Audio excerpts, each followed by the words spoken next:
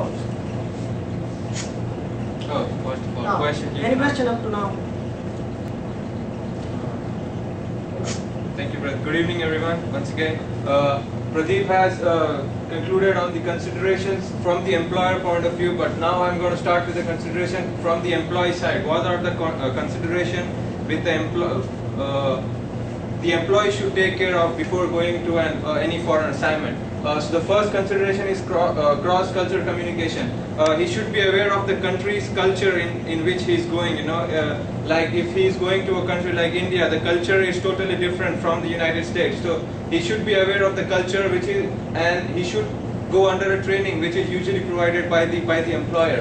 There are different communication rules for different cultures. Like I said, like if in United States, I am from India, but I'll give you an example from my country. Like in here, whenever I go to Walmart or any other retail store, I don't know the person, but he looks to me and smiles. But in here, smile is treated as a greeting. But in India or some other developing countries, smile may be treated as an insult, or the person may think that we are making fun of him or something like that. So cross-cultural communication is one of the important considerations which the employee should take care of. The second thing, any questions? Second question. The second consideration is family. The employee should also consider his family, whether he needs to move with his or her spouse or children and everybody. So family also matters, and most of the assignments are refused on the family matters, which are 47%. So 47% of the international assignments are rejected only on issues relating to family matters. The third consideration is career development.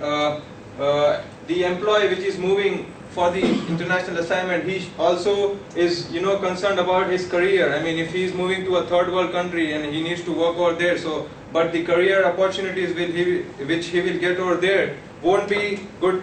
I mean, won't be better than what he was getting in his home country, which is US. So he also needs to take care of that. And the refusal rate for career development issues is 14%.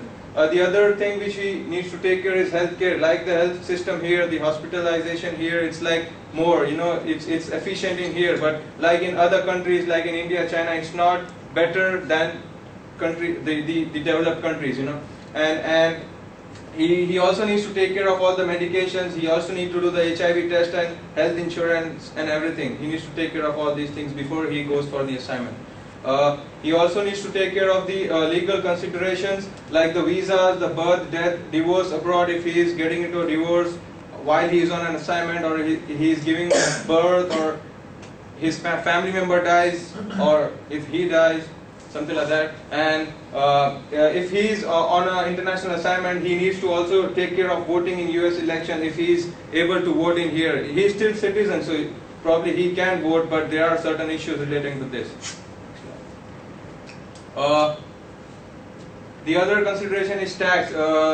As you all know that wherever the income is earned, the personal income or whatever income is it's need to be taxed. But when a person is going on the international assignment, he needs to make sure what type of tax will he be paying, whether it will be the host country tax or the home country tax. But usually if a person goes on an international assignment from US, the tax which he pays is from the home country. The US tax applies on his income.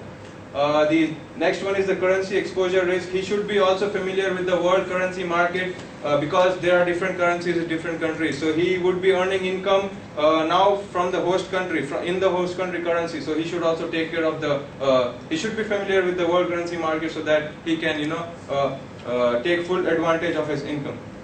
The other is banking and the last one I guess is the banking and investment consideration, which now if he is going for like a long-term assignment for 5-6 years, then he won't be dealing with his local bank anymore. He needs to, start developing relations with the private bank up there in the host country, and he should also be aware of the credit card usage and the loans and banking stuff. The most important thing which he always considers, anyone considers, is compensation. Let's go through some facts on compensation. 44% of companies offer assignees a percentage of their base salary. If a person is going on an international assignment, 44% of companies offer assignees a percentage of their base salary as a bonus to him for going on the assignment. 19% give assignees a lump sum at the beginning or at the end of the assignment. 19% of those 44% companies give a lump sum of that amount either at the beginning of the assignment or at the end. 34% don't provide no bonus. 58% of companies provides relocation allowance, which is similar to that. In a way, the person is relocating himself from the home country to the host country. So this is another allowance which is provided by the employer. About 83% of companies give employees money to lease or purchase a car in the host country, while 17% do not.